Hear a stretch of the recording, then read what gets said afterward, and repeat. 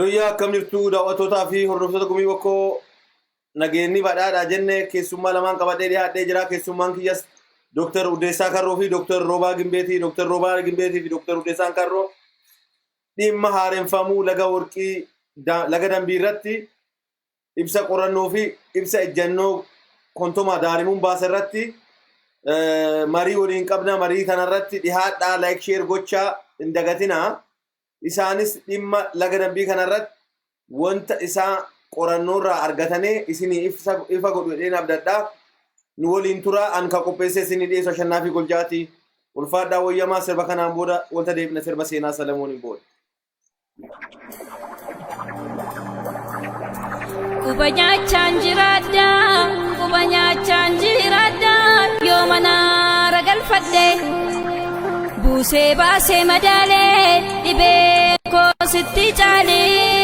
koo sitti caalee kan bultuumi odaanii dambiinoo gosa kamii ya dambii ya maxxantu ishee sanyii daabeessa akkamiin dhaaltee odaa mataa gubbaarra teessa amman albeedhaan ciree hundeedhaan si buqqisa jajjabaa kormaa yaaseef mataarra si deemsisa amman sirra bobbaasa Nudagayi haadhoti siif himna lammii keetiif sabni kee tusni bilisooma kan barreeraansee in ilaaliin ilmaruma takka gadii takka olii jireenyi dhala namaa jedhee Alkanii guyyaa yaadaat gubadhee keessa kooti kan lafarra harkifameet reeffa obbolaa kooti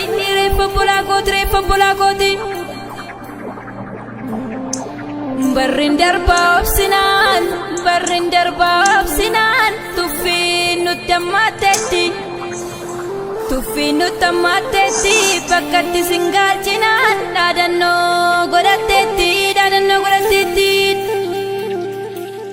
Nudagayi haadhoti siif himna lammii keetiif sabni kee tusni bilisooma kan barreeraansee in ilaaliin ilmaruma takka gadii takka olii jireenyi dhala namaa jedhee dabaline. Agadaa bal'ashiiti Balleessasi adeemasi mashee maallu seete. Agadaa bal'ashiiti Balleessasi adeemasi mashee maallu seete.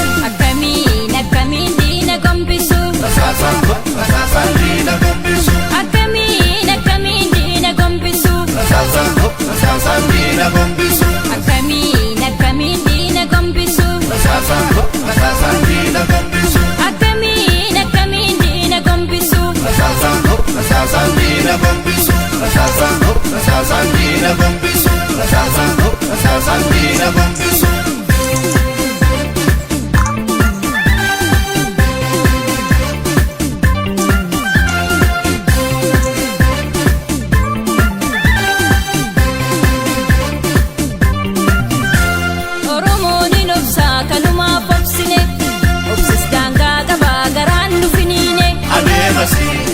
Mashee maallu seete. Kerroon kootu lolee dahee barbadeessa kan fuutatee ka'ee diina akka miinneessa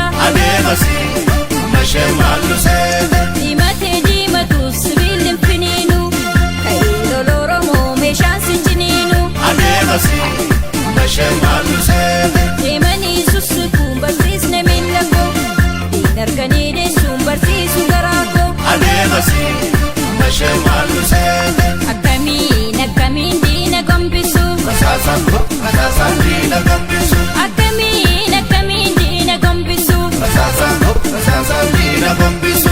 Rasaasan diina gombisu. Rasaasan diina gombisu.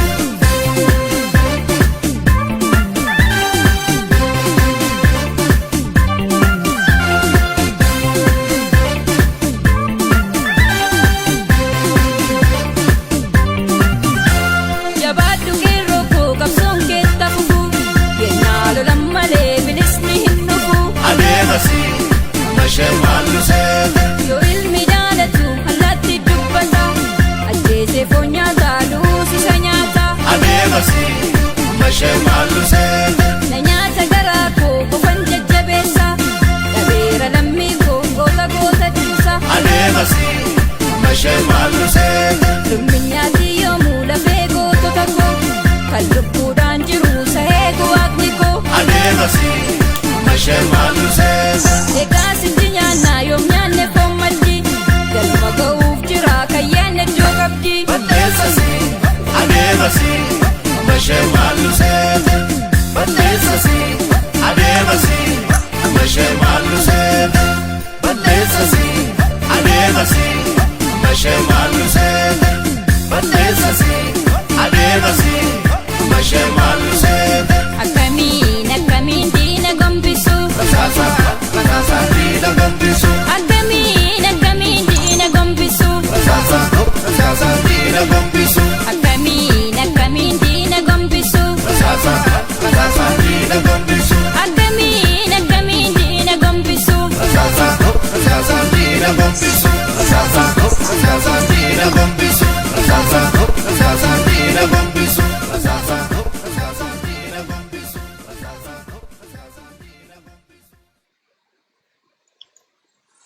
Yooyyaa akkam jirtu Dooktar? Dooktar isin lamaan Dooktar Roba. Jirra daawwattoota keenya nagaa fuudhaati. Gumii bokkootii isin keessummaa haaraa waan hin taanee fi sudurumaan gara gaaffii fi deebii kennaatti ce'a. Ashamaa jennee bagana nagaan nu eegdan. Ashama akkam bultan jenne bakkumaa fi lafuma jirtanutti tokkoon bariitii tokkoon dhiiti. Ulfaadha Dooktar. Mee ibsa kontomaa daarimuun baase jedhameera quba qabna. Mee jalqaba irratti kontomaa daarimuun maali? Gujii keessatti kontomaa daarimuun maali? Mee isin carraa walii laadhaa isin lamaan keessa? Dr Robatti kennu maalirraa akanni baasellee adoo ibsitee fi daawwattoota keessanii ibsitee wayya ture wayya ashee. Maal seeta kontomaa daarimuun ibsa baase Laga Dambii irra baase. Ibsa Laga Dambii kanarra kontomaa gara ibsichaa osoo hin deemne ammata dure kontomaa daarimuun maal akka ta'e akka uummanni hubatuuf kontomaa daarimuun maalii jedhee gaaffii kaase. Mee kontomaa daarimuun maal akka ta'e Dooktar nu ibsiti achi Dooktar Ueessa itti naafufa. Gaggabaasi waa'ee kontomaa daarimuun baase. Hayyee ulfaadhi sannaa fi irra deebitee dhimma haaromsa warshaa Meedirook Laga Dambii irratti ibsa gama waldaa kontomaa daarimuutiin baay'ee faana dhoottee ibsa kanarratti ibsa dabalataa qabiyyee isaa barbaachisummaa isaatii fi yeroo kanatti maaliif ibsi kun akka karaa waldaa kontomaa daarimuutiin kennamu fi ibsa bal'aa irratti kenninuu fi carraa kana nuu kennuu keetiif ulfaadhi siin jedha. Gara gaaffii keetiitti yoo deebi'u kontomaa daarimuun hagama aadaa sana doon ta'e hagama ibsatti kenninee kanarratti xiyyeeffadhe gaarii maal jennaan kallattiin dhimmichi kan ilaalu akkaataa nuti dhimma ba'aa jiru kana waan ta'eefi.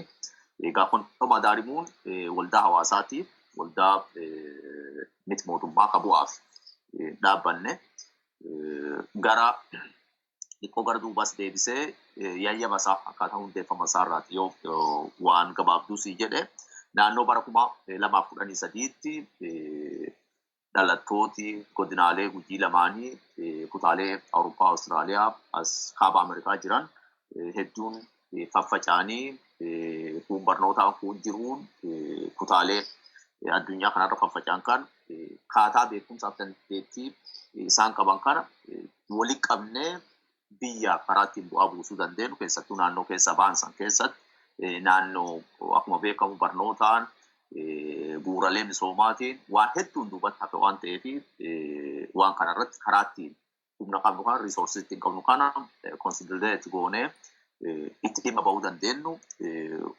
kaayyeffannee hundeessuu fi yaalaa turre.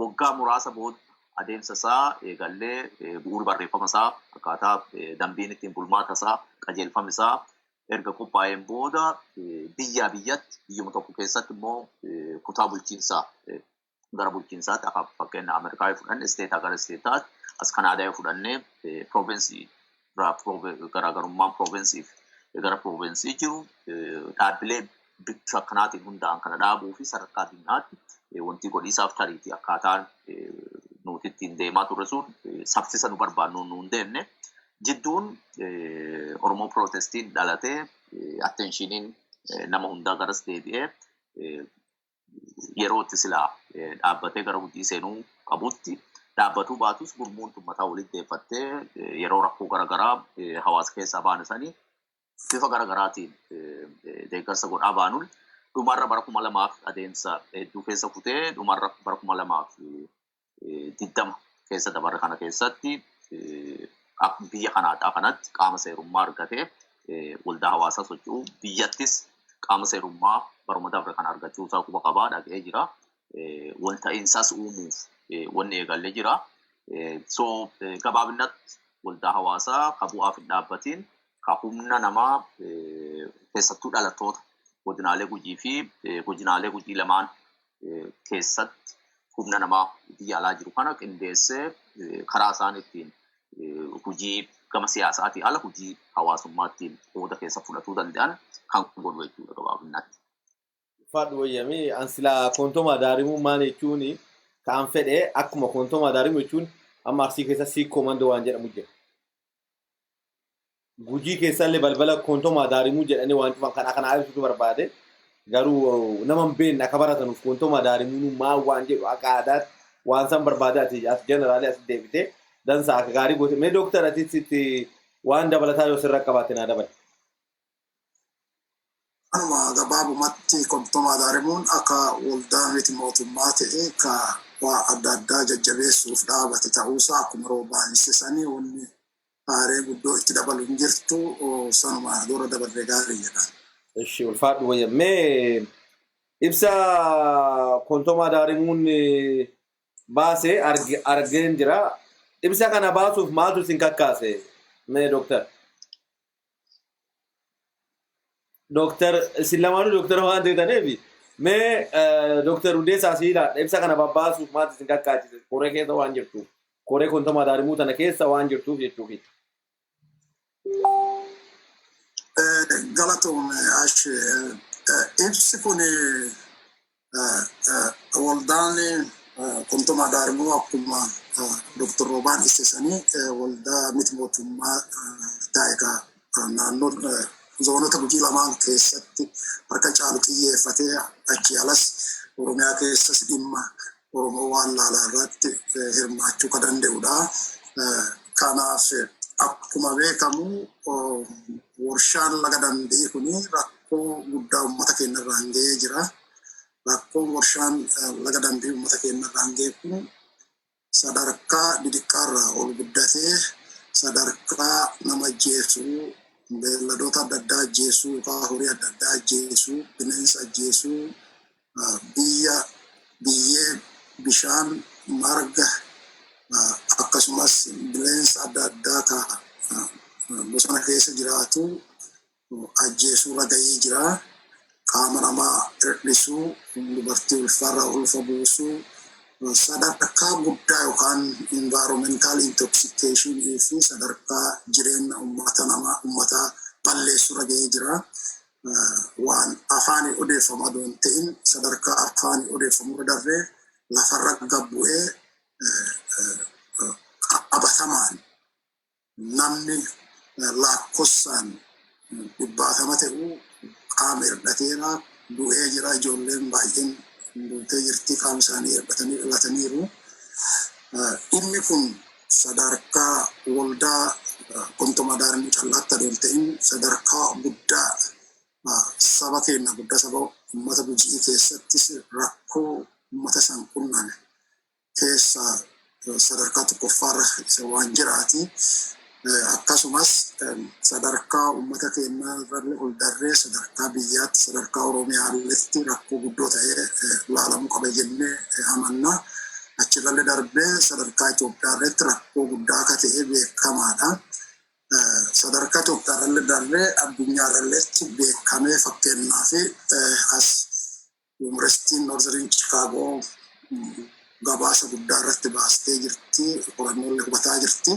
Kanaaf waldaan keenya waldaan kuntuma addaarimuu sun akkuma dhaaba uummata san keessaa baay'eetti uummata saniif dhimmoo kan ka'e achi keessaa waan baay'eef namoota achi keessa jiranuuf dhaabi kunis uummata san irratti harka caalu waan xiyyeeffateef badiin tun badii uummata keenyaa, badii ollaa keenyaa, badii nama keenyaa, badii qabeenya keenyaa, badii beelladootaaf waan adda addaa keenyaa waan ta'eef kun badii kana deemaa jirtu san ilaaluun tokko akka dhuunfaatis, akka sabaatis, akka waldoota adda addaatitti kuntuma addaarimuu callaa doon ta'in namni hundumtuu dhimmi kun dhimma isa laalu waan ta'eetiif, waan ollaa isaa tuqteetiif, waan fira isaa irra ga'uteetiif, waan jireenya sabaaf sablammoota zoonota lamaan kana keessa jira tuqaa waan ta'eef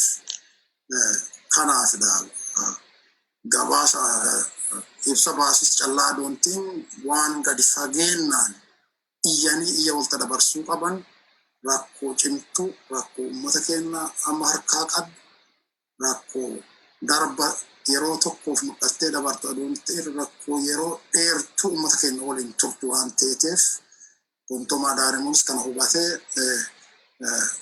waan kana baasee jira. Garuu sadarkaa san callaa waan hafaa doon ta'in uummata keenya dhaqaanis akkuma san hubatee addee jiru gumaa qoonqoosaa yookaan sagalee isaa dhageessisee rakkoo tana ollaa suruu wal hubachiisee uummata bal'aan wal hubachiisee achirraa immoo uummata keenya akka Oromoo bal'aan kanan beekuu qabaa, hubatuu qabaa.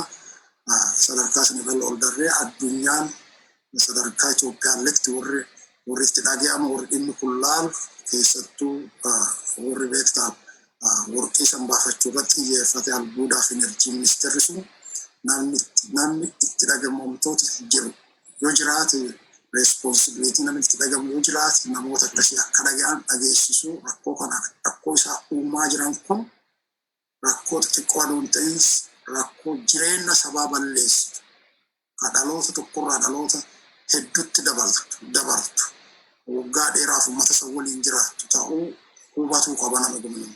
Namni lafa sanirraa bahe ka ollaa san keessatti hubatee guminuu dubbii kana akka dubbii xiqqootti ilaaluun qabu iyya dabarsee wal dhageessisuu qaba. Nama uummata saniif badii uummata saniitti dhaga'amtu du'uun uummata sanii du'uun beelladoota du'uun horii du'uun bineensa badiis bosona lafa sanii lafti bosonaa lafti gaariin sun amma akka deezertii ta'ee akka barahaa keemikaala adda addaatti jiksanii haroo irra ciisisiisanii balleessan sun namni guma hubatuu qaba. Kanadha walumaa galatti waan xiqqoo miti sadarkaa guddaarra waan ga'ee jiru. Waldaan kuntuma addaarimuus akkuma waldaa saba san keessaa baay'ee waa isarra barbaachisu irra buusuu waan qabuuf itti dhaga'amtummaa waan qabuuf kana baasee jedha gabaabumatti. Ulfaadhu wayyam Dr Roba ibsa kana baasuuf maaltu isin kakkaasee qabiyyeen ibsichaa maal fa'a of keessaa qaba? Hedduu galatoomee sannaa fi barbaachisummaa ibsaa waliin wal qabatee I think Dr Ueessa waan jiruu fi wantoota akka ka'umsaatti nu dirqisiise sadarkaa kanatti dhugaa dubbachuuf erga warshaan kun bara 1997 eeyyama argatee 1998 gara oomishaatti seene kaasee rakkoowwan naannoo sanatti rakkoon hawaasummaa, rakkoon naannoo, rakkoon faalama qilleensaa fi eegumsa naannoo waliin wal qabattu yeroo gara yerootti rakkoon guddaan irra ga'ee jira. Kun hawaasi yeroo gara yerootti qaama isa dhageeffatu jiraachuu baatullee iyyachuu irraa duubatti hin deebine. Rakkoon kun deemee yeroo gara yerootti lafarran mul'ataa, namarran mul'ataa, sa'arran mul'ataa deemee sadarkaatti namni itti baachuu hin dandeenyerra. Sadarkaa ilmee dhalan guddifachuu hin dandeenyerra, sadarkaa dhaluu hin dandeenyerra, sadarkaa naafaa bal'aa dhalanii waliin rakkachuurra ga'uun isaa gabaasalee miidiyaalee akka OMN, BBC Afaan Oromoo fi kanneen biroollee yeroo garagaraatti hojjetaman suuraleen yoo ati ilaaltu nama hollachiistu, nama gaddisiisu, imimmaan nama buusisu, haala uummati naannoo warshaan kun itti albuuda kana baasuutti haala uummati naannoo san jiru ilaalanii imimmaan qabatuu sadarkaa namni hin dandeenye irra gahamee jira. So kanaafi ammatti immoo rakkoon kun kana duras ture, ammas jira ture. Ammatti baasuun maaliif barbaachisaa jedhuu fi akkuma beekamu bara 2018 warshaan Laga Dambii falmii uummati taasisee akka dirqamee hafa cufamu taasifamee jira. Gaafa cufamu isaan haaldureewwan gama mootummaatiin ni ta'a jedhamee uummataaf waadaa galame jira ture. Haaldureewwan san keessaa tokkoffaa qaamni walabaa kan ogeeyyota ogummaa garagaraaf keessaa qaban waliin babba'anii qorannoo rakkoo ilaan mul'atan gama saayinsiiti. Rakkoon kun rakkoon namarran mul'atu, rakkoon lafarran mul'atu, rakkoon bineensarratti mul'atu, rakkoon jijjiirama qilleensaa waliin wal qabatu maal ka'e ogeeyyota ogummaa adda addaa qaban waliin babba'anii walabummaa dhiibbaa tokko malee walabummaan akka qoratamu taasifamee ture. Akka taasifamus murtaa'ee ture. Qorannoo kana abbummaan kan geggeesse hayyoota yuunivarsiitii Finfinnee irraati waliin ba'an qorannoo bifa lamaati. Asumaan ifa godhaa deemuun barbaachisaa tokko qorannoo yuunivarsiitiin Bulee Horaatii fi yuunivarsiitiin Dillaa walta'iinsaan geggeessanii inni kun yuunivarsiitiin Finfinnee geggeesse. So kun lamaanuu independently wanni isaanii geggeessanii mootummaaf qaama dhimmi ilaaluuf bu'aa qorannoo isaanii wanti godhaniiranii. So gaafa waan kana jedhu mootummaan tokkoffaa qorannoon kun taasifamee bu'aan qorannoo erga beekameen booda uummataaf deebisamee ifa godhama. Achi booda rakkoon uummati himatu kun rakkoon ijaan arginu kun gama saayinsiitiin maal jedhama? Bu'aan isaa maal fakkaata? Rakkoon gahame kun ulfaatiin isaa hagam takka guddaa? Kan namarra ga'e, kan lafarra ga'e, kan bishaanirra qilleensarra ga'e ulfaatiin isaa hagam takka guddaa? Miidhaan isaa ammarraati. Dhaloota egereetiif miidhaa yeroo dheeraa bifa kamiin dhaqqabsiisuu danda'a waan jedhamu adda baafamee namoonni sababa warshaa kanaatiin albuuda naannoon kan bahu miidhaman beenyaan miidhaa isaaniitiin wal madaalu ni kaffalamaafi. Miidhami naannoorra ga'e kun immoo deebi'amee akka naannoon deebi'amee kunuunfamu ni taasifamaa.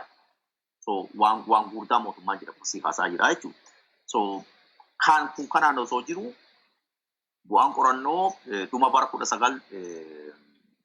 2019 na fakkaatee dogongoruu baadhee guyyaa isaa beekuu dhabus akka qaama dhimmi ilaaluuf qorattootaan xumuramee bu'aan isaa qaama dhimmi ilaaluuf akka gabaafame quba qabna. Mootummaan buqee irratti ta'ee jira waggaa tokko olii bu'aa qorannoo san ifan goon qaama waliin mari'atuun irra jiraatu waliin mari'an achitti buqee irra ta'aa ture. Dhuma bara 2020 kanarra immoo sochiin eegalame biyyittiin rakkoo diinagdeetiin raafamaa jirti. Sharafi biyya alaa hin jiru. Warshaaleen garagaraa hojii dhaabanii jiranii. Medirookaa akkuma beekamu qabeenya albuuda warqii baasuutiin sadarkaa biyyaa isa duraa Laga Dambii irra ba'u jechuudha. Laga Dambii irra ba'u. Yoo xiqqaate waggaatti gara mediroo qofarraati jechuudha. Yoo galii isaanii ka fiizikaal yeerii 2016 fi 2017 ilaal sunuu ka yeroo ho'iinsa Oromoo Protestii jiru san gara warqii kiiloogiraama 4,000 oliiti. kun physical year kuma lama kudhanii torbaa qofa average sii kennaa jira. Waggoota 20 fi galiin sharafa biyyaatti argamsiisaa ture kanarraa kaanee tilmaamuu hin dandeenyaa jechuudha. So kun cutti irraa dhaabatee biyyittiin rakkoo dinagdee keessaa lixaan amma humnaan waan kana deebisuuf approachiin mootummaa itti deemu tokkoffaa gabaasa kana ibsa kana akka nuti baanyuuf nu dirqee jira jechuudha. Maal jechuu karaa biraati. Adeemsi mootummaan ittiin deemu waadaa kalee gaafa warshaan kun cufamu gal eeguu hin dandeenye dhoksaan namoota muraasa abbootii aangoo maanguddoo biyyaa abbootii gadaa abbootii amantaa warra bu'aan hadoodan warra bu'aan machaa'ee bitan lakkoofsaan keessaa fuudhanii akka bakka bu'aa uummataatti itti dhimma ba'anii wanta kanatti bakka deemuuf isaanii qophaa'an oduu kana dhageenye odeessa kana karaa garaagaraatiin mirkaneeffachuu yaallee wanni kun duwwaa ta'uu bira geenne adeemsaan akka mootummaa ittiin deemu kun deebisee uummata kalee madaa isaan madaasan madaa hin gadaannaisan deebisee dhiiksisuu fi dhaloota lafarraa dhabamsiisuu ala wanni inni uummata sanii buusu hin jiru amantaa ejjennoo jedhurra geenne tokko kan. Inni kaan iftoominni mootummaan bu'aa qorannoo san ifa godhuu dhabeef maal ka jedhu shakkii guddaa keessa hundaatu yaaddoo guddaa keessa hundaatu. Haga nuti amannutti badiin kana dura dhaqqabe mootummaa yoo fudhatee itti gaafatamummaa keessaa ba'uuf hin deemne keessatti kufa waan ta'eef kanarra ba'uuf barbaadanu kana sossobanii kaan sodaachisanii kaan sossobatanii bira kutuu barbaadan amantaa jennu qabna akka waldaa kontomaa daarimuutti ibsa kana yoo ba'an kanaaf sababootaan kanaaf kanneen biraarra dhaabbannee barbaachisummaan ibsichaa yoo kana ta'u gara qabxiilee qabiyyee ibsa kennaatti yoo si deemu qabxiilee gurguddaa 6-8 keessaa qabanu. Ka duraa mootummaa haal duree tokko malee bu'aa qorannoo yuunivarsiitii Bulee Horaatiif Dillaatiin akkasuma yuunivarsiitii Finfinneetiin geggeeffame uummata kennaaf qaamota dhimmi ilaalu. Haal duree tokko malee ifoomsuu qabaan qabxiisa duraatti kana wanneen sababootaan gafaasan. Badiin haga ammaa dura akka dandeenna arginee jirra. Ija saayinsiitiin maqaan itti bahe bu'aa qorannoo kanaa maal ta'eef hawaasa beeksisuun barbaachisa. Achirra dhaabbannee warshaan kun gara hojii deebi'uu qabu yoo deebi'e maal guutate? Warshaan kun hojii keessaa yoo habawee kabiraallee dhuftee badii kana dura raawwatee hojii keessaa bahe saniif bifa kamiin itti gaafatamummaa fudhachuu danda'a? Ifa godhuun barbaachisaa waan ta'eef bu'aan qorannoo beeksisuun dirqama. Kun waan beenyaa waliin wal qabatu. Miidhamtooti jiraattooti naannawa sanii rakkoon hagan hin geenye irra ga'ee jira. Miidhama isaanii saniif bifa ifaa fi qulqullina ta'een rakkoo isaanii karaa madaaluun beenyaan sun kaffalamuu qaba. Akkasuma miidhaan naannoo irra ga'e karaan ittiin wanni kaffalamu kabadii naannoo san rageette san wal madaalchuuf deebistee misoomsuufis gahaa ta'uu qaba jedhu. Kun oomisha fuulduraatiif dhiibbaa warshaan kun jiruuf jireenya hawaasaa irra geessisu naannoo irra geessisu hambisuuf pilaanni jiru yookaan qophiin jiru qajeelfamii bahe maaliif keessatti hammata jedhu. Qabxiilee 1-3 kaasne kun irratti hundaa'uun qaamni hojii kana raawwachiisu. Ka odiit godhu, ka hordofu, ka to'atu, ka wanti afaan hin jedhame kun barruun jiraachuusaa, wanni barruun jiru immoo hojii jijjiiramuusaa independently inspect godhu yookaan immoo regulate godhu. Eenyutti maal hojjeta? Fakkeenyaaf qaama mootummaa ministeera albuuda gaazii petrooleemii irraa biiroo investimentii albuudaa fi enerjii oromiyaa irraa yookaan caasaa sadarkaatiin jiru eenyutu itti gaafatamummaa akkamii qaba? Eenyutu waan kana to'ata? Wanti jedhame kun fakkeenyaaf warshaan gara hojii deebi'aa miidhaan kana dura dhaqqabdisuun hin dhaqqabdu yoo kaa'edhan ta'e dhaqqabuu dhabuu isiitiif eenyu ka to'ata? Frequent yookaan yeroo hagamitti waggaatti yeroo 2-4-5 eenyu akkamiin to'ata? Kaa'edhu sirriitti kaa'amuu qaba kaa'edhu. Kun warshaan medrook dirqamaa fi itti gaafatamummaa namoomaa bifa iftoomina ta'e fudhatuu irra jiraata jedhu tokko misooma naannoo keessatti qooda fudhatu. Misoomu naannoo keessa qooda fudhachuu waliin wal qabatee fakkeenyaaf turtii waggaa 20 warshaan kun godina Gujii aanaa Oddoo Shaakkisoo keessa ture. Gandooti naannoo san turan gandoota akka Diidolaa, gandoota akka Reejjii, gandoota akka Sawwaanaa naannoo warshaan kun jiru waliin walitti dhiyaatan hagam takka irraa fayyadaman hojjetoota meeqatti ganda san keessa sadarkaa gita hojii 1 2 3 jennee keewuu dandeenyu qatara. Shaakkisoorra godina san keessa godinaalee ollaa godina Booranaa, godina Gujii Lixaa, godina Baalee, godina Arsii jedhaa akka biyyaatti. So warshaan kun haga nuti quba qabnutti hojjetaa 1,000 fi ol qaba haga cufamutti. Hojjetaa 1,000 olii san keessaati gara nama 25 akkanaati ala achirraati kaafee lammii biyya saniiti. Akka ragaan warra dokumentiin verifaayin ta'e kan mirkanaa'ee mul'isutti gara nama 700 olii jiraattota naannoo saniitiif carraa hojii uumneedha. Kana godhan ta'inaan waraqaa namoota isa ittiin qaxaran, kattiin kaffalaa turan, gahee hojii isaa waliin haa fidan. Let them disprove this. Nuti nami kenna nami jiraattota naannoo carraa hojii keessatti akka argatin tokkoon itti lakkoofna. Isaan immoo carraa hojii naannoo saniiti uumnee jira yoo fayyadatte haa fidanuu kun haa mirkanaa'u. Kun qaama qorannoo san keessatti mirkanaa'uun irra jiraatu keessaa tokko waan ta'eef carraa hojii uumuu keessatti wanti gochuu.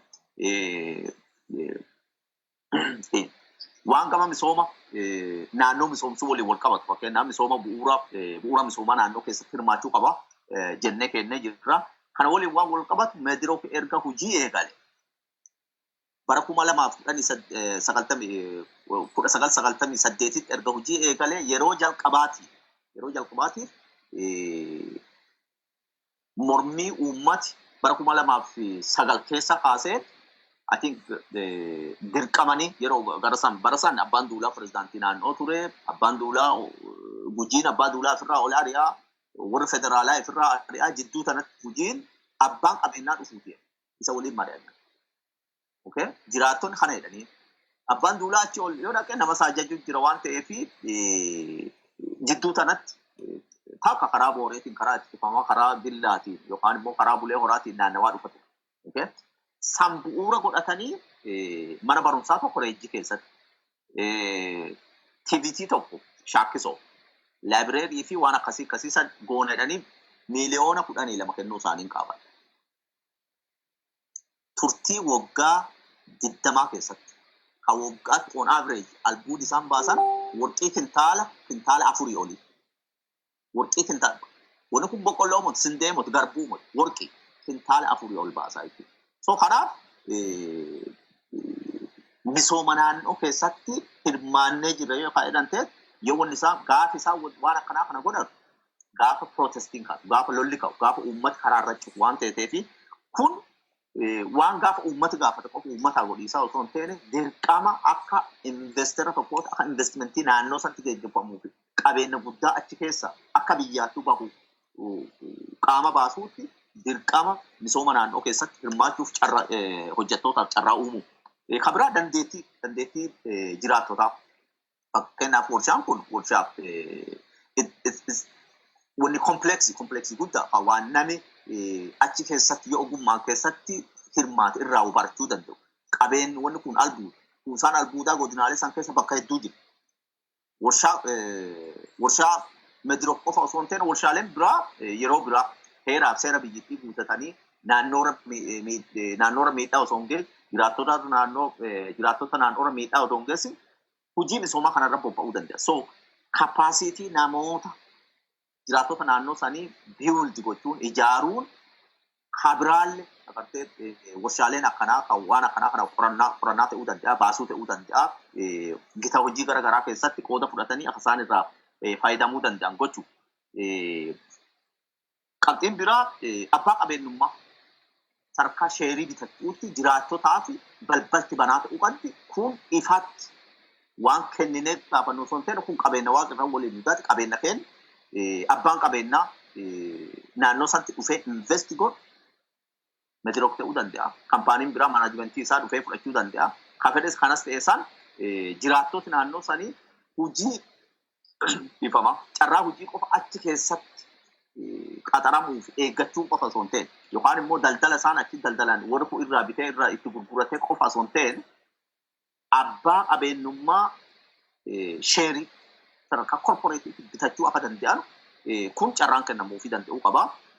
Qabxiin dhumaa sidheeressa qabxiin dhumaa sadarkaa marii sadarkaa kamirrattuu gaggeeffamu akka qaama hawaasa bakka bu'eetti kontomaa daarmuu keessa qooda fudhatu akka qabu sagalee uummata isaa dhageessisuu akka qabu akka qabxiiwwan ijootti waan keenya keessaa tokko siin jedha galatoo. Mee asirratti roobuma sima bira turaa jira. Yuunivarsiitiin Finfinnee dhaqee bakka isaan dhaqee qorate moo fageenyumarraa taa'ee qorateetti akkamiin ilaaltan san qorannoo isaa yuunivarsiitii Finfinnee kana? Odeeffannoo an qabu yuunivarsiitiin Finfinnee osoo hin taane gareen yuunivarsiitii Finfinnee irraati waliin babbaan yeroo torbaan tokkootiif achi turanii jiran. Guyyaa kamii yeroo kamii gandoota kam keessa turan kaa'e diiteeliisaa barbaadatenaan yeroo biraa bal'isee sii kennuu danda'a. Guyyaa waliin torbaan kam akka isaa jiraatu garuu yeroo torbaan hin caalleef yoo xiqqaate guyyaa shanii hojii fiildii keessa bobba'anii waan jiru observe godhanii daataalee fi waan sila galtee waan isaan qoratan saniif isaan barbaachisu waan akka saampilii namuunaa eessaa akka fudhatan qabiyyee qabishaanii eessaa akkamii akka fudhatan yeroo biraa diiteelii isaa guyyaa isaa ibsuu danda'a garuu qaamaan dhaqanii jirtan yeroo torbaan tokkooti.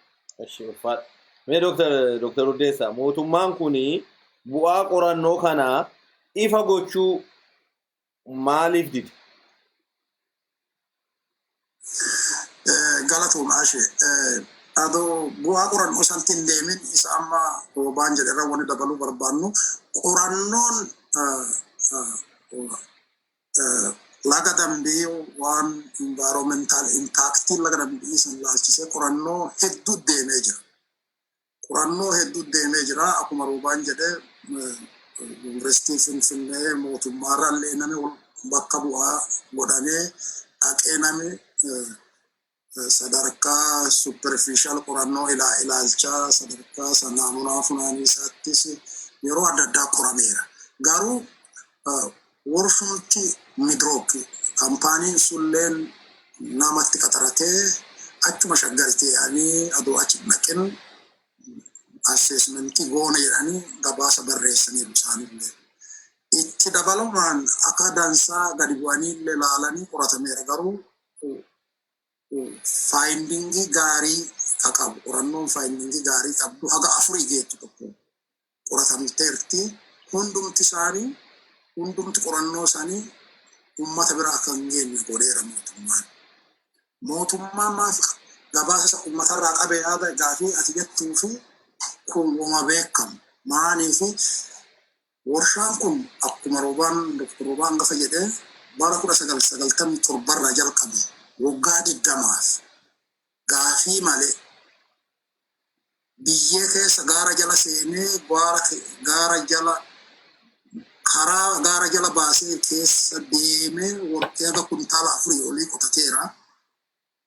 Bosona lafa sanirra jirtu kan isinuu beektan ciree kontiraaktii mootummaa warshaan sun qabu adoo mootummaa Itoophiyaa uummata beeksisateete guddoo gaarii turte. Muka ciree gurguraa ture midrook waan guma caala. Muka waggaa 300-400 ol lafa sanirra jiraatee jiru muka gurguddaa muka yennaa balleessan ikkoosisteemii yookaan weezarii lafa sanii balleessuu danda'u. Waggaa 20 warqii lafa jalaa buusan muka gubbaa ciree gurguraa ture. Warqii caalaa muka ciree gurgurateera midrook.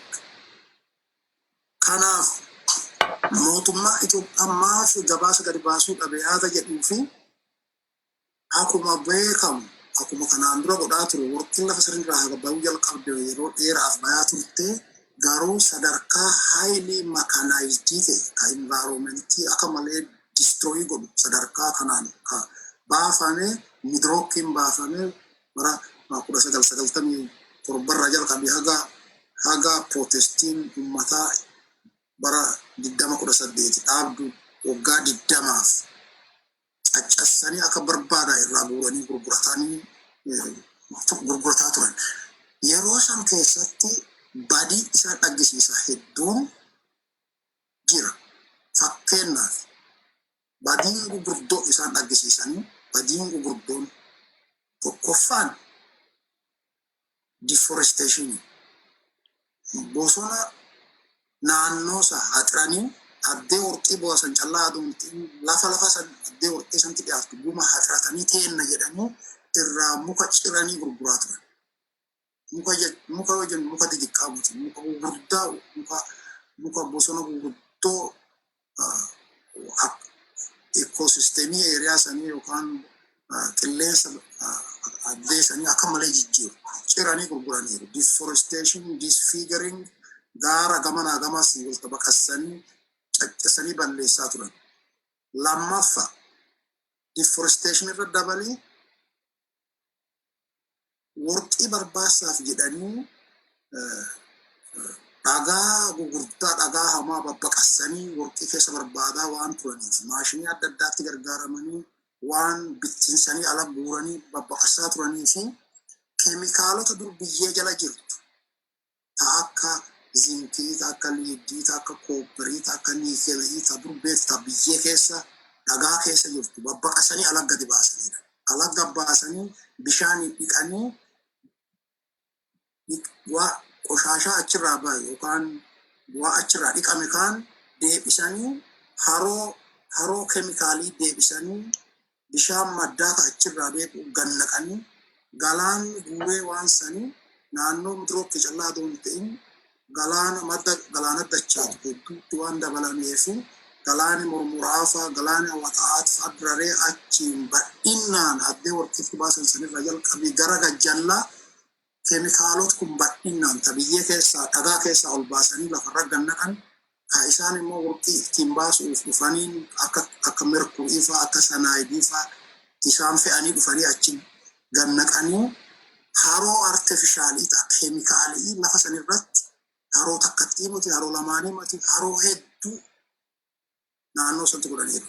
Wanni sun maal fiddee intoxication gama tokkoon deforestation deemsisaa jira gama kaan intoxication keemikaalii taan fe'anii itti fidanii taan ta biyyee keessa qabaranteertu ol baasanii lafarra gannaqanii sadaffaa qilleensa beektaa maashinoota adda addaa gurguddaa gargaaramanii dhagaa kana caccabsanii daakanii warqii keessa waan barbaadanuuf waan achi keessaa baataa dhukkeen lafa keessaa baasan dhagaa keessaa baasan qilleensa kana guma balleessitee jirti. Qilleensa kana akka malee pooluutii gootee jirti.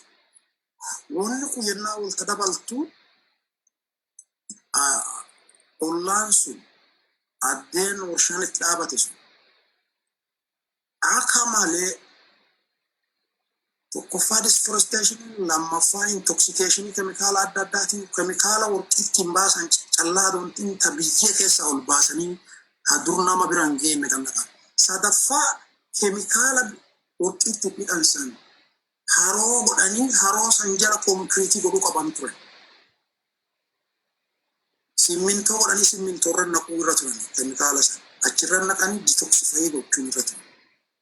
Detoxifying goone biyyeerratti haroo biyyee akka haruma bishaanii haran akka biyyerra achi qotamu keemikaala biyyeerra gannaqanii keemikaala kun biyyee sana keessa gadi seenee bishaan lafa jalaatti dabalame bishaan sun immoo yaa'ee maddi galaana dachaate galaanni immoo keemikaala kana guuree gadi deemaa jechuudha. Kanaaf amma waan amma haasofne warqiin kun yennaa qotamu ummata galii kennuu qabaa, ummatitti tajaajilamuu qabaa, misooma ollaa sanii jiraachuu qaba isa jennu kana guma adoo ittiin deemin eegatana gara fuulduraatiif akka kuntumaa daarimuu leenje irratti ibsine baadiin tun hammam akka babal'atteertu beekamuu qaba. Adoo qotiisa kana adoon deebine. Midrookis taanaan nama biraas taanaan adoo achitti hin deebiin keemikaalli hamma yoonaa itti gargaaraman kabeetta monitoringiin kan nami ilaalu jiru abbaan warri urqibaaf akka barbaade addee fedhe gannaqee addee fedhe lafa jala buqqisee baasee biyyeerra facaasee biraa deeme suni rakkoon sun hammam babal'atteerti. Nami already rakkoo sanirraa kan ka'e nami bineensi warri biyyaa already du'aa jira. Naaf dhalataa jira, bal'aan dhalataa jira, namni qaama hir'ate dhalataa jira. Adoo waan qotiisaa waan asirraa galii argannu, waan asirraa tajaajila argannu, fuula duraa hin dubbatiniin dura qorannoon tanaan dura deemtee maal argite nama rakkoon sun irra geetti. Ollaa rakkoo saniin badiisaa jiru. Nama du'aa jiru, bineensa du'aa jiru, horii du'aa jiru. Maaltu malee fi kompenseeshinii yookaan maal godhuufi qabna isaa.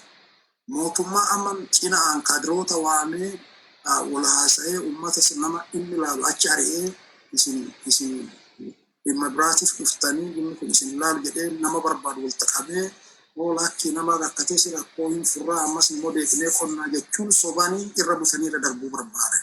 Kanaaf uummati kana hubatee badii ammaan dura deemte san maan badii saniif falamaan goone amma achi immoo midrookis ta'e moo nama biraas ta'e yoo fudhatu qabateete akkamiin fudhata yaada jedhudha. Yaadi kuntumaa daarimuun sun achirra kaa'ee garuu hunduma dura rakkoo haga ammaa uumantee fi falli maanii qorannoo san fida maal argitan.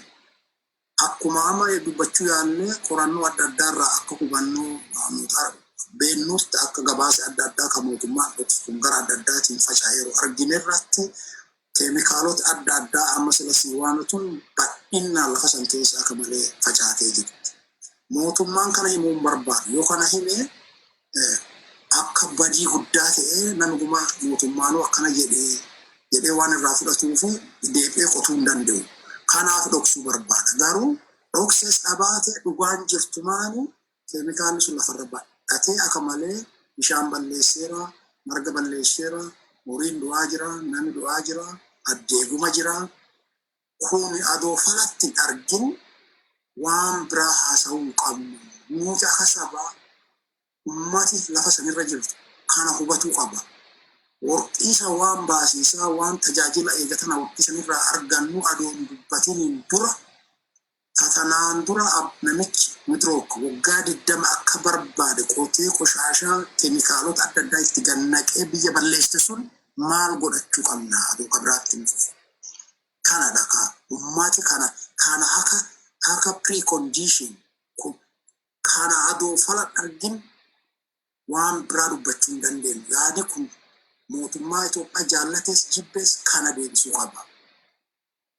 Haa deebisuu hin dandeenyes dhugaa uummatatti himuu qaba. Falli isaa maal ta'uu qaba ka jedhu uummatas dabalatee nama beekumsa qabus dabalatee kanarratti eegii mariin godhamee waliigalteen ga'een booda akkuma roobaan bal'inaan ibsisanii eegatana yoo qotuu qabna ta'e haala akkasii waan akkasirratti hundoomnee qotuu qabna.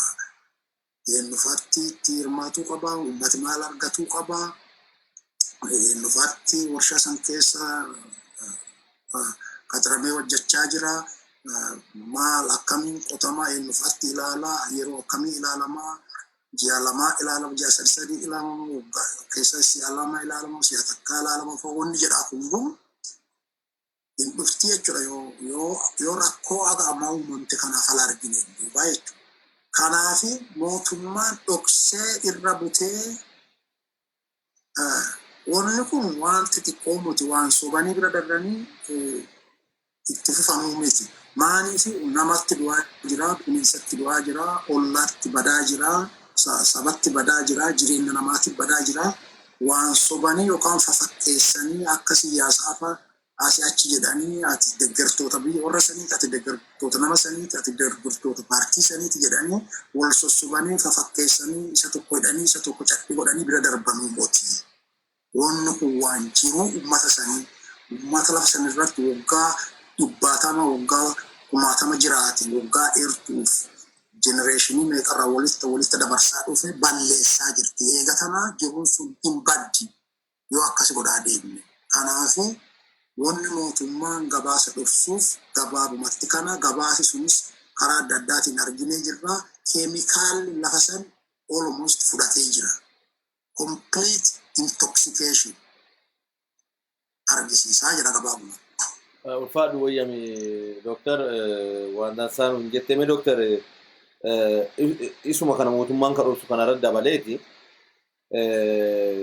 Yoo mootummaan ibsa kana ummata ibsa godhuu didee fi haal duree kontomaa daarimuun lafa kaawwate maal qaba?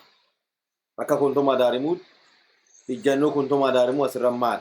Yoo mootummaan waan kana ibsini waan kan hundumaan adu waan tokko ummatatti himini warquma kana banee qotadha jedhe maal gochuuf fuulduraatti maal gochuu qophoottan? Nagaafachuu jirta Dr. Roba Ayyee ulfaadhi gara gaaffii keetiitti azoonteen waan Dr. Ueessa makaasa irratti qabxii muraasa irra buusee dabra. Waan warshaa Meedirook Laga Dambii kana gadi fageessanii laaluun yaaduun miidhaan hawaasa kanarraan gahe sirriitti adoo ilaalcha siyaasaatiin amantaa maal kana hin jenne sirriitti ilaalinsi barbaachisaa. Qabxiiwwan asii kaasu fakkeenyaaf Meedirook hojjettoota isaatii fi miidhaa keemikaalii kun gahu amalli seeftiin hojii kana hojjechuu achi keessa seenanii nageenyummaan nama achi keessa seenee hojjetu eegumsi gahaan barbaachisaa akka ta'e hojjetaa isaatiif hin beekaa ni taasisas. Fakkeenyaaf faasilitii hojjetaan isaanii keessa kaampii keessa jechuudha. Kaampii ka keemikaali ruumota garaagaraa kan agartee opereeshiniin kun pirooses keessatti ta'u keessatti yoo xiqqaate sadarkaa yaala sadarkaa duraa first aid kaasee haga x-rayit faasilitii qaban. Achirra dabree yoo barbaachisaa ta'e haga emergency helikopterii kan bakka namni sun yaalatti argatee danda'u hatattamaan geessu hunda of keessaa qaban. Warri hin qabnu hedduuti odeeffannoo an qabu waan PPE waan hojii kana barbaachisu waan agartee mataa akkaataan gurra akkaataan ila akkaataan nafa akkaataan kaa'ee agartee wanni keemikaalota jajjabaa kana isaanirraa ittisee danda'u hojjetaa waan cufa qaba. Kun hojjetaa achi keessa hojjeta. Keemikaaloti achi keessaa bahu immoo akka reefu Dr. Ueessaan jedhe naannoo maangoodha bishaan san naqamee bishaan sun baatamee eessa akka deemu waan inni ibsa waan ta'eef keessan deemu so jabinna keemikaala hojii kana warqii kana baasuuf fayyaa namaarra miidhaan ni gahu ofii isaaniitiin beekanii ni eeganis hojjetaa isaanii ni tisisanis kana uummata keenya beekuu qaba tokko. Lammaffaa dhugaatti Meedirook warqii baasuu qofa buna muka ciree wanni qofa osoo hin ta'e lafa saamaa ture. Maaliif kana siin jedha? Bara 1998 gaafa eeyyami kennamee fi wanni eegamu wanni kennamuuf gara isaanii darbamu lafa hektaara 15.8 kenname. Har'a yoo tilmaamaa malee bulchaa aanaa oddoo shaakkisoo, bulchaa magaala shaakkisoo yookaan immoo bulchaa godina guddoo gaafatu daangaan warshaa Meedirook eessa siin jedhan hin beeku. Tilmaamaan kakee hamen si kennuu danda'a. Gaafa wanni kun cufamu odeeffannoo qabuun gaafa warshaan kun cufamu bara 2018tti hektaara 485 fi 7 jira.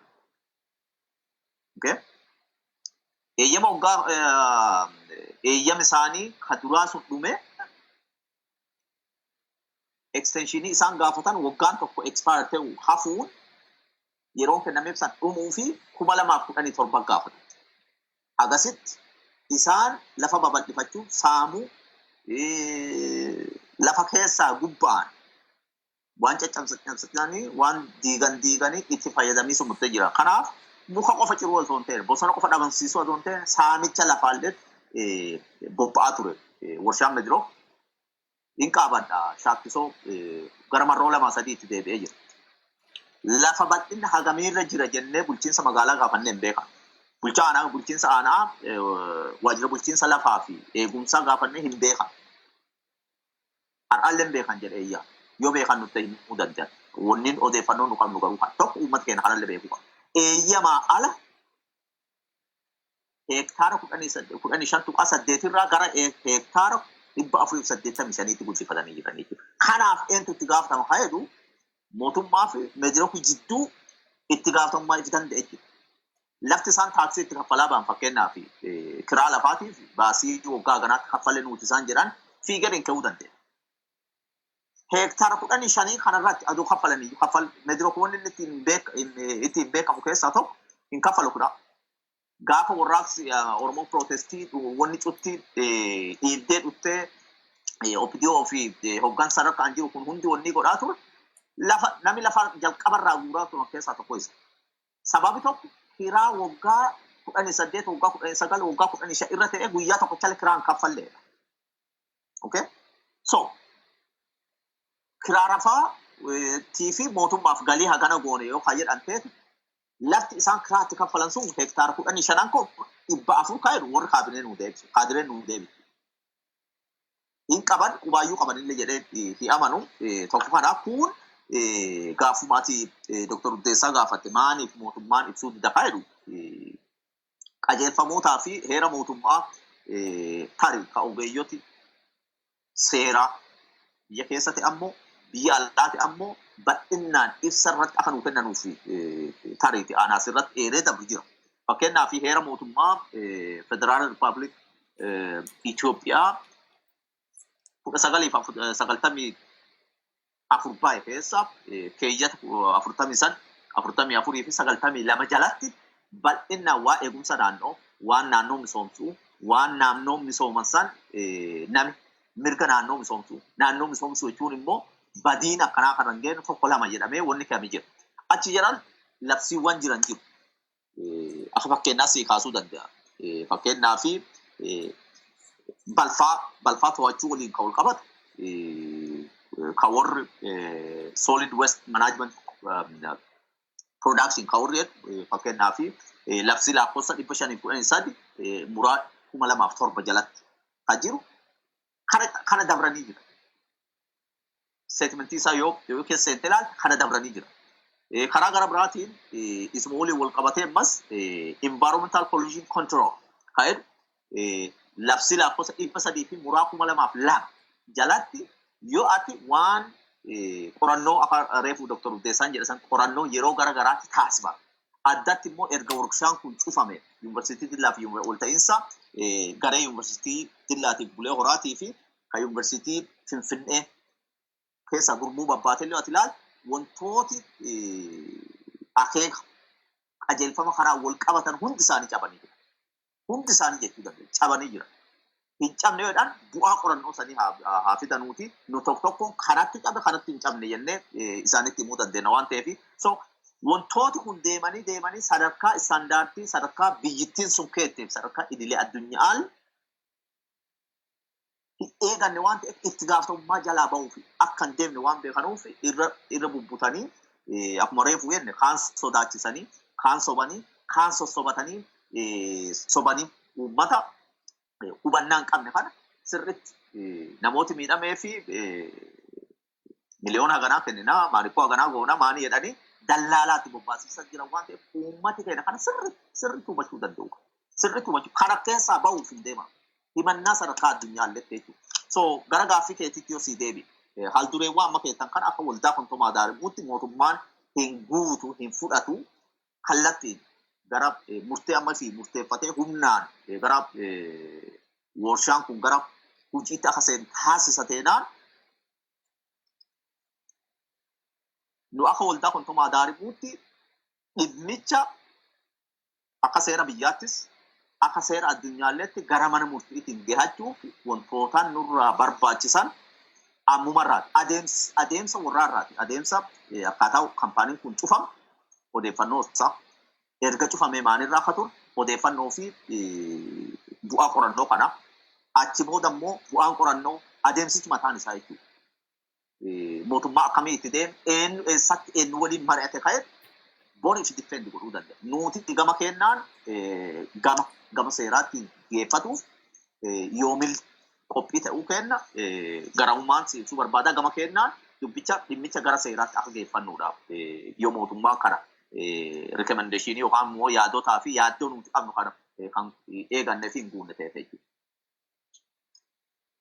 Ashi ulfaadhu wayyami ani ala ashe achirratti inda walatta doctor inda walatta gaaffii itti kenne yaada saasaalee fudhattee kasaarraallee itti dabalatuu dandeessa doctor. Asirra wajjechuu barbaadeeti maanii fi ani reejii ture shaakkisoo kana keessa ijoollummaatti naannawaa ture laga reejiidhaan sanii yoo diqqaatte ammalee fira qaba reejii sanii nama warra naa ta'u. Haa ta'u garuu bisaan keemikaala diigaa jedhamu jira. Diigaa isaa warqiitti dhiqatan alaamuddii warqiitti dhiqatu. Akka tasaa namni bisaan san keessa gadi bu'ee ol ba'e naf isaa luqqaa. Naf isaa tokko afurra luqqaa waan kana ilaala. Waan ila siyyaan dhagge. Achi ta'aa ture. Shoofaalee dhiqadheera. Buseetoo sanallee seeneera. Qotadhee dhaggeera reejii sanatti. Mootummaan kun garuu akka tasaa namni kenna gaafa daangaas akki darbe dhuguma rasaa isaan ijjeessan. Namicha keemikaala ari'anii bisaan keessa diigaa keessa galchanii ilma namaati kabajan qaban diigaa keessa galchanii diigaa san keessatti luqqaani nama du'e baay'ee jira namni gujii shaakkisoo kana keessatti. Kana kana hubattaa isin barbaada. Doktor gaaffii tiyyassi maatee beeka. Gaaffii amma isa gaafa akka jiru ta'e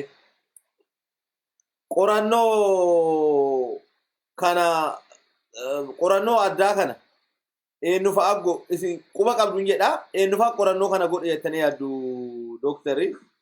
Qorannichi maal fa'a ibsa? Karoo baasan dabaladhu ka'e. Adoo gaaffii isatti hin deemne waan beektaa waa akka malee uummata keenya hubachuu qabu jira. Waa amma Roobaan jedhe keessa fakkeenyaaf ilaali. Warra warshaa san keessa hojjetu seeftii isaaniitiif haga X-ray waan protekshinii barbaachisu guma guutanii fi rophila achi ka'anii lafa hikimnaa barbaachisu haga dhaquu danda'an haga sadarkaa saniitti faasiliitii warra warqii qotuuf guutanii garuu keemikaala haroo keemikaalaa ka isaa achi uuman haroo keemikaalaa ka isaa achi uuman bisaan kun keemikaalii hin uuninaa jedhaniillee barreeffama cidhatti hin barreessan. Mee ummati keenya nama ummata keenya teessan dhagee dubbitan. Haroo keemikaalaa habifilla jijjiirameeru habifis illee magariisa ta'e habisaallee hin fakkaan. Adoo beektaa bineensallee akka bineensillee dhumne silaa haxiriitti haxiruu malan yookaan feensii godhuu malan. Yoo feensii godhudha baatan bisaan kun keemikaala qabaa hin uuninaa yookaan loon obaasina jedhuu malan. An loon gogeessaa dhufanii bisaan keemikaala haroo beektaa magariisa bifa beektaa arongaadee haayik akka jedhasan. Warri akkasii tarreen dhufee unu dhaggee jira shaakkisoo. Wanni sun wanta akka malee nama gaddisiisaa.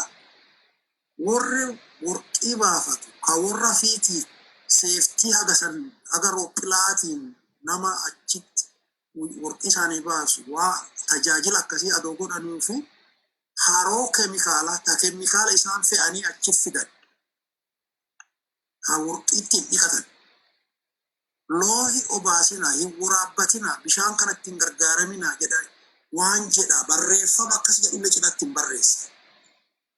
Kun hubatamuu qaba akka malee nama ummata keenya teessan kan lafa sanarra jiraatan waan kana hubadha. Isin keemikaala ta'u bishaan sun keemikaala ta'ullee hubannoo achirra hin barreessa. Tokko sana lammaffaa aku ila hektaarii 15 fudhatee hektaarii 15 fudhatee hektaarii 400 meeqa jedha amma roobaa isin ibsa. Muka meeqa achirraa ciree akka inni gurgurate laala. Muka bosona inni ciree waggaa 20 tiraakii gurguraa ture gaafiin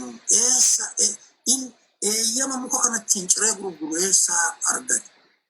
Lafa jalaa muka kana lafa gaara kana jalaa muka kana ciramoo eessaa ciree gurguru muka kana namichi kun eeyyama mukatti ciru kan ka warqii moo ka mukatti ciru soofa hojja fudhatee jira. Kana hubatu qabu uummati keenya. Akka malee habiraa birrii achirraa baatu fakkeenyaaf miliyoonii 12 yeroo murtaa'eenoo akkasuma gaafii uummataa yookaan uummati gaafiitti kaasu kennee ture jedhan. Alamuudiin Itoophiyaa keessa waa inni beekamu isinuun beektan. Warqii kuntaala 4 kuntaala 5 lafarraa fe'atte.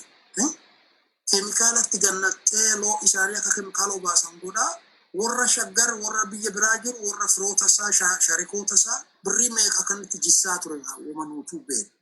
Kanaaf yoo ummati ifi akka warshaan kun akka ummata balleessaa jiru akka fakkeenyaa waan kana laalaa jechuu barbaadeeti. Akkasi dubbiin yoo ummati firraan dhoowwatiin yoo sabi firraan dhoowwatiin isaan warri warqii qotu namaa tajaajilli isaanii eegamuu qaba, fayyaan isaanii eegamu. Warri immoo warqii lafa warqii warri biyyaa warri qabeenyi sun warra lafa saniiti. Biyyee keessaa lafa warra biyya saniiti. Qilleensa gubbaan lafa warra biyya saniiti. Muki sullee kan warra biyya saniiti. Warri sun garuu akka abbaa lafaa akka abbaa qabeenya sanii addoon ta'in akka namaallee itti ilaallanne.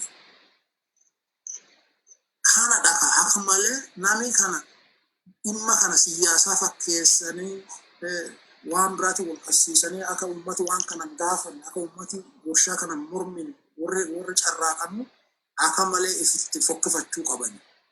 Keemikaala haroo godhanii isaa horii akkas obaasan itti lakkisan san ka'eef immoo woyaa keemikaalii isaan oobbitu uffatanii mataan naqatanii kubburtaa ciccimaa isaan fayyaa isaanii akka turre uffatanii warqii qotatanii warra biyyaa immoo keemikaaliitti gannaqanii biraa deeman. Kana akka malee hubachuu qabdanii. Gaafiitatti yoo deebi'u qorannoo eenyu qoratee maal dhagganatti isaan jettee fi qorannoon addeessanii sadarkaa yuunivarsiitiitti deemtee jirti. Piroojeektiin adda addaa teessisee ijoollee maastersii hojjettu, ijoollee PhD hojjettu. Karaa adda addaattiin qorannoo hedduun godhanteerti hiriyaa san irratti. Karaa qorannoo beektaa impact assessmentiin warqii baasisu midrooki dabaladhu warra achiin duraallee ta'e maal fide yaada jedhu irratti qorannoon guddoon tawaa hedduu baastee karuma mootummaa kanallee ta'uu dandeetti exactly eenyu fa'a akkatti hirmaatan ani hin beeku garuu gabaasi dhumaa gabaasa aga 4 ta'u. Qabeetta keemikaali babal'achuusaa bal'inaan ibsu gabaasa 4tti mootummaa akka seenee jira. Gabaasa san keessaa kadhumaa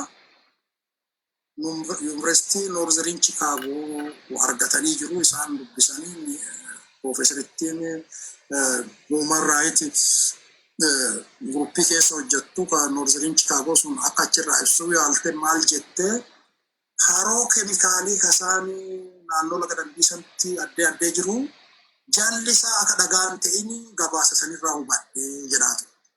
Gabaasi suni haroosa akka jallisaa konkiriitii dhaqxee laaltee jirti shaakkisoo dhaqxee eeriyaa kana kuma laaltee turte garuu keemikaala sanis argiteerti. Haroo keemikaalaa kaadiida san guman naqan san argitee jirti. Jallisaa konkiriitiitti fakkaatee ture yeroo dhaqxee laaltu san. Jallisaa konkiriitii akkan ta'in gabaasa sanirraa hubadhee jirti. Kanaaf gabaasi suni sadarkaa intarnaashinaali as kun Noorzerin Chikaagoo Yuunivarsiitii fabira ga'ee jira isaanis qabu mootummaan uummatatti beeksisan jedhee jira hin beeksisamoo hin beeksisu dhokseetti fufamoo jennee eegaa jirra jettee turte akkuma siin jettee beeksisuu didee kaadiroota naannoo sanii wal tawaamee warqii qonnaa nama qaama isaa hir'atessi kaasaa waan akka ta'een kaffallaafi jedhanii sobanii irra bubbituu barbaadaa jiru jecha. Kanaafi maal argan qorannoo sanirra maal argan isaati jettee fi harka caalaa keemikaalii akka siyaanaayidii merkurii liidiin falle zinkii niikeelii keemikaalota gurguddoo qaama namaa balleessuuf akka malee hunda qaban. Kun akka malee bal'ateera isaan peepparii tokko paablishii godhanii turanii peepparii sanirra illee yoo dubbisuu dandeettanii yeroo qabaattanii achirrattis ibsamee jira. Namni naannoo san jiru galaana keemikaalii keessa jiraata jedha gabaasa. Galaana keemikaalii jechuun bakka hin jiru jechaadha. Qaama bishaan yoo dhattee waraabbatte keemikaala saniin guutuudha. Horii dhattee yoo bitatte qaama horii sanii guutuudha. Dhadhaa dhattee yoo bitatte aannan dhattee yoo bitatte bineensa lafa sanirra jiru yoo dhattee ilaalte guutumaa guututti keemikaala saniin fudhatamanii jedha gabaasi sun. Kana garuu mootummaan Itoophiyaa hin baasas jenneen amannu ammas hin baasu gara fuulduraatti akka uummatatti himne shakkii malee himuu dandeenya. Kanaaf uummati kana beekee warshaan sun qotuu qabu callaa adoon ta'e warshaan midrook eegatana qotuun qabu jechuu adoon ta'in itti gaafatame kompenseeshinii kaffaluu qaba. Nuti akka waldaa kontumaa daariittis akka uummata Oromoottis akka uummata Gujii kan naannoo san jiraatuutis hin kaasasnee international court irratti illee haa ta'u malee kaasasnee akka kompenseeshinii gumaa kaffaluu qaba. Nu amma callinneetti lakkinnu mootummaan hubannee jirraa uummata mari'achiisaa jirraa maanii jedhaa jiraa. Okkee uummata mari'achiisaa jira mari'attee yoo fixxee gumaa san kaffalte moo hin kaffaltu. Akkuma deemsa mootummaa Itoophiyaatii fi midrook kanaan durarraa kaatee akkuma hubannu akka midrook itti gaafatamu barbaadan isaan. Fakkeenyaaf merkurii midrook ittiin gargaaramne merkurii adoolaa gold mining kan isaan dura ture isaanitti itti gargaaramee jedhaa turan. Kana jechuun maal jechuudha? Akka midrook ittiin gaafanne mootummaa Itoophiyaa carraaqqii guddaa godhaa jira jechuudha. Midrookiin garuu akka gooldii yeroo akka merkuriitti gargaaramte ragaa qabatamaa ragaa hedduutti jira akka isaa itti gargaaramanii. Kanaaf mootummaan Itoophiyaa akka gumaa kaffaltii dhiisii yaala fala waan sanii barbaaduu dhiisii midrookiyyuu akka achi jalaan miliquu yaala danda'u godhaa jira. Kanaaf akka midrook miliqee hin banne balleessaa kan akka itti gaafatamu mana murteerra dhiyaatee akka itti faradamu Itoophiyaa keessatti laafuu ittiin faradamu akka biyya alaatti kasasameetti faradamu uummati keenya carraaqii godhuu qaba nu bira dhaabachuu qaba hin kaasasnaa nu akka saba nama saba san keessaa baay'atti midrook itti gaafatamuu qaba jenna uummati keenyas nu bira dhaabatuu qaba addunyaarra akkasasuu fi waan adda addaa nama barbaachisaa qarshii barbaachisaa nama dandeettii seeraa qabutti qaxaruu barbaachisaa kaasasamee namoota achirratti naannoo sanii ka qaamisaa hir'ate ka ijoolleen jalaa duute ka bineensi horiin jalaa duute waan sanguma barreeffame guutuun liistii isaa argame kompenseeshinii warra sanguma gumaan kaffalamuu qaba. Midrookiin warshaa addunyaarra beekame warshaa qabeenya guddaa qabu gumaa kaffaluu qaba waan sangumaayyuu kun immoo karaa tolaa karaa jaalalaati waan ta'atiin karaa mana murtii Itoophiyaa doonte mana murtii addunyaa irrattidha kan inni kaffaluu danda'u jedha gabaabumatti. Ulfaadhu wayyami mee gaaffii xumuraa daqiiqaa lamaan keessa naa xumurtanii waan dabalattanuu yoo qabaatan dabalatuu dandeettu uummata naannoo saniitii fi uummata godina Gujii lama akkasumas uummata Oromoo guutuuf maal dhaamtuuf warqii Laga Dambii kanarratti wanta uummata kanarratti deemu uummanni Oromoo maal dhaga'uu qaba uummanni naannoo sanii maal of godhuu qaba. Dr Roba sirraa jalqabee daqiiqaa lamaan keessa naa xumuri Dr Ueessa itti fufuu danda'u akkuma itti xumurte ulfaadhu wayyaa. Ayyee fayyaa naa ta'e horii buli. Gara dhaamsa kiyya dhumaatti adoon deemne by the way eegii warri kun mootummaan midrook waliin ta'uun warshaa kana gara hojii deebisuu fi odeeffannoo argannee uummata gurra buusnees odeeffannoo dhugaatti adeemsa waan kanaa waan bor hojjechuuf deemnuuf galtee nuti hedduu argatiisa jirra. Akka odeeffannootti wanti tokko ka'an hooggansa naannoo saniitidha. sadarkaatti hoggansarra jiran santi waan kana ittisuuf dhoobuu fi dandeettii itti qabanii osoo hin ta'in akka isaan gurra guutuu kan barbaadu odeeffannoo hin qabuun keemikaalota bara 19 gaafa warshaan kun hojii eegalu istoora keessa jiran kan mana kuusaa keessa jiran hedduun isaanii kan akka amma Dr Ueessaan dhumarra jedhee kun merkuurii dabalate. Istoora keessa 1998 irraa kaasanii keemikaalota hedduun yeroon itti fayyadam isaanii dabre kuufamee ta'uu jira. Garii isaanii liik ta'uu eegalee jira. Coccobsuu eegalee jira. Warra kana hari keemikaalota kana miliqsuu fa'a yoo fe'anii achi kabaasan ta'e haali fe'umsa isaa, haali tiraanspoorteeshinii isaa, laannoof bakki inni keessa kutuu deemu sirriitti gurra ala keeyatanii hordofuun isaanirra jiraata. Wanni kun deemtee waan dhala namaatiin wal qabatu waan ta'eef, waan badii naannootiin wal qabatu waan ta'eef, waan carraa wanni kun namarra buqqisuu deemtu beekama. Kanaaf tokko keemikaalota yeroo irra dabran akkasii hedduun jiraachuu akka warri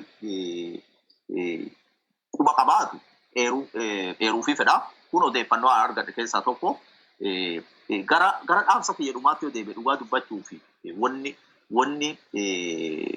warshaa Meedirook Laga Dambiitiif miidhaa warshaa kanaan uummata sarara ga'e waliin wal qabatee uummati Oromoo kaabaa fi bahaa dhiha biyya keessaa ala jiru beekuu qabu.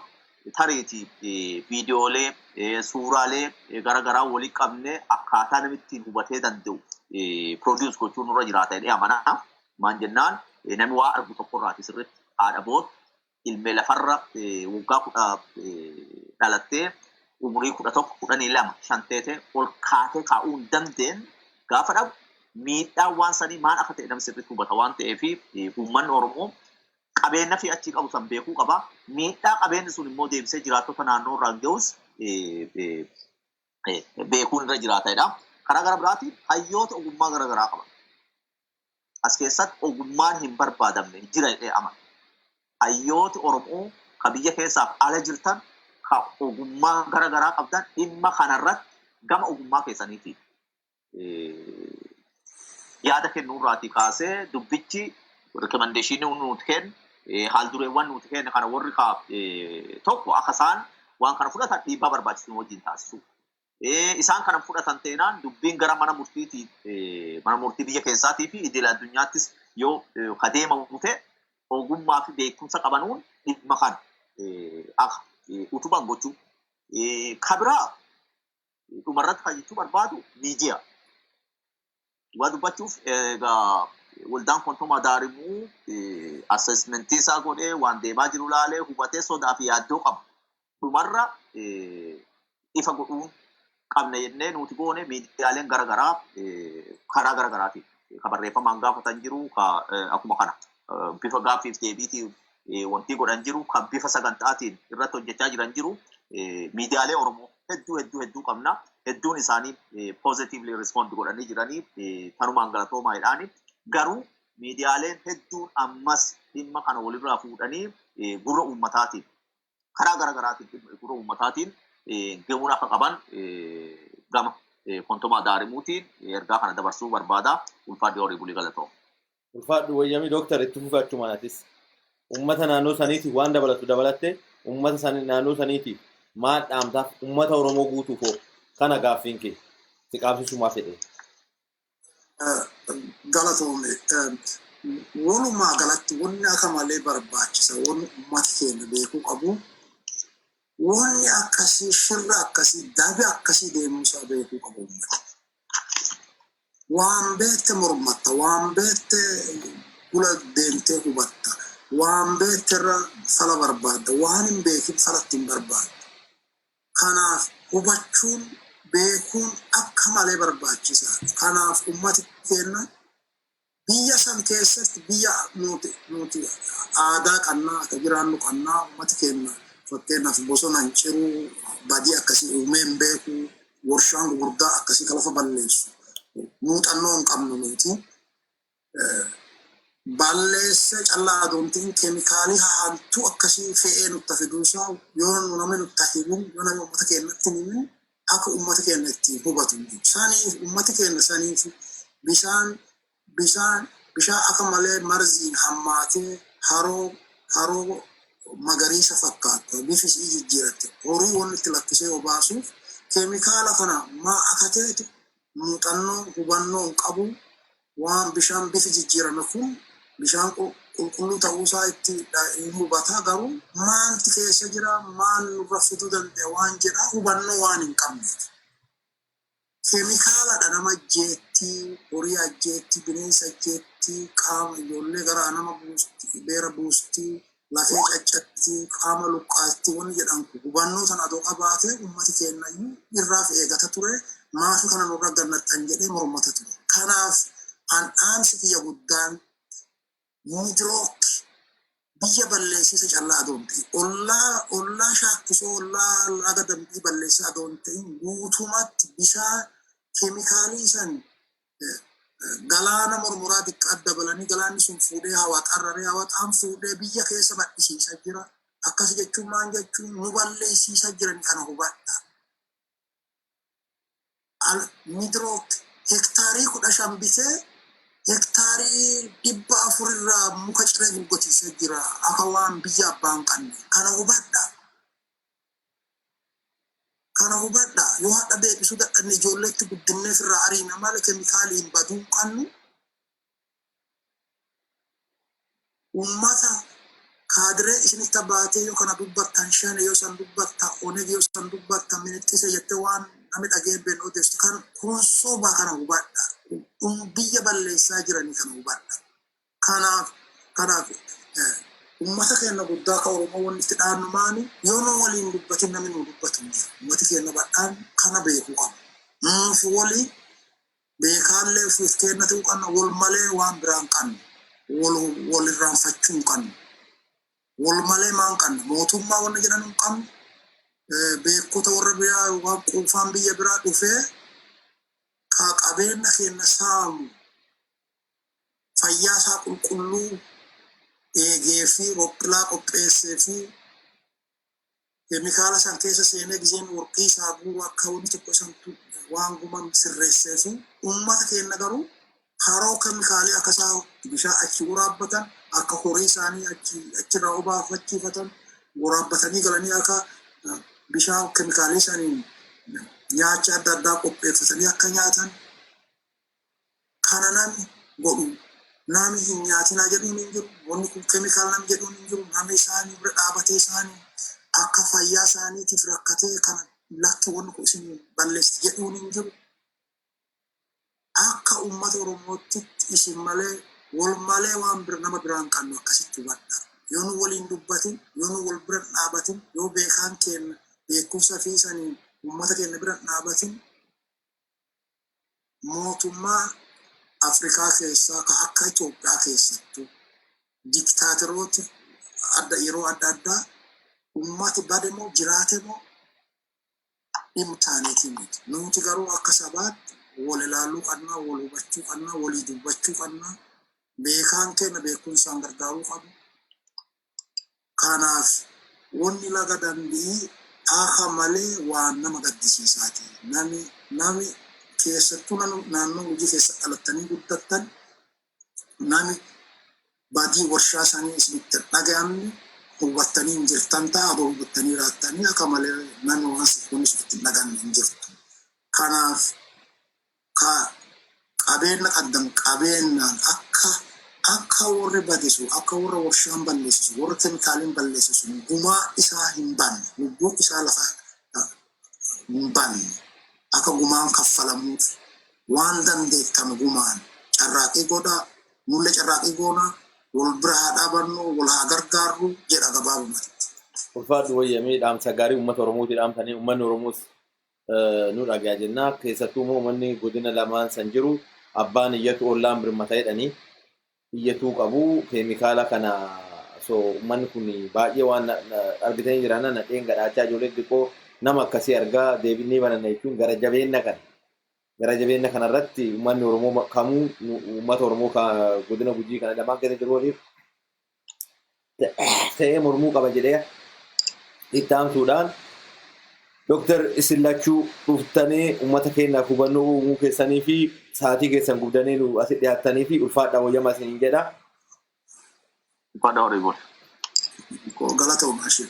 Uummanni Oromoo gumii bokkoo miidiyaa warri daawwataa jirtanu gumii bokkoo sheer godha. Warri sheer gootanii galatooma ulfaadhaa wayyamaa horaa banqaaqaa jenna. Akka aadaa Oromootti isin eebbisaa jirra. Warri sheer hin goone immoo sheer godha. Homaa miti qarshii kaffaltii isin hin gaafatu. Like godha, share godha, gumii bokkoo YouTube's akkuma amma Facebookii gumii bokkoos share gootan gumii bokkoo subscribe godha. Uummataan nu gahaa sagantaa biraatiin walta deebinaa waa'ee sagantaa yeelooraaletti walta deebi'uu malla. Ulfaadhaa wayyamaa nagatti naa bulaa jenna. Nagatti oolaa kabiyya keessa kabiyya alaa nagatti nu bulaa jenna. Ayye fayyaa ta'e ulfaadhaa. Galatooma atillee fayyaa ta'e iyya nu dabarsaa jennee uummata keenya nama dhaga'uumaan. Ulfaadhaa wayyama boo iyya nu dabarsaa dhugaa jettan jiraadha.